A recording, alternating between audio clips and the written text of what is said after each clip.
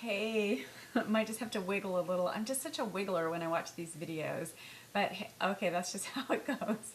All right, so the topic of the moment is I guess it's a place that I want to share with you about as far as my journey of really becoming what I think of as an expert on loving and taking care of myself.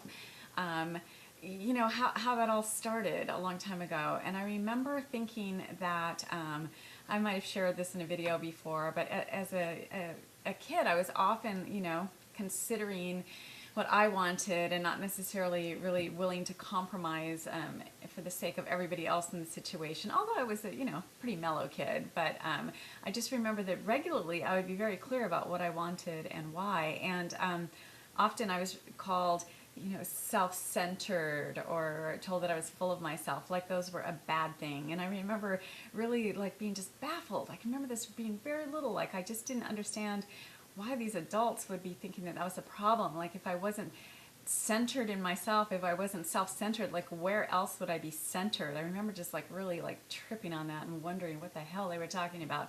Or, this problem with being full of yourself. I remember just walking away like, really, well, like who else would I be full of? It would take me on this whole like thought train. But the conclusion that I came to at a very young age was just that the people who were offering those kinds of ideas up to me, or those criticisms more likely, I just got that they didn't know something that I knew. And even though it wasn't an intellectual understanding for me at that time, there was that inside understanding that they just didn't know what they were talking about, that I concluded on just an energetic level that there was nothing more important than taking really good care of myself and prioritizing myself. And so I have been for a really long time.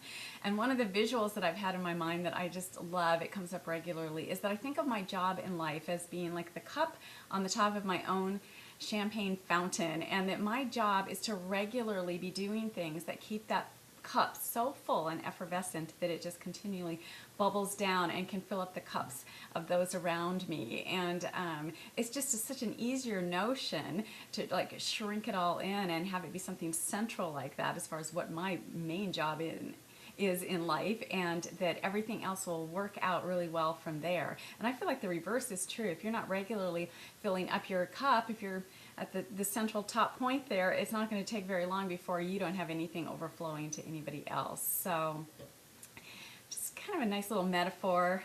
You can chew on that one mentally and see if it feels like a match for something you'd want to integrate.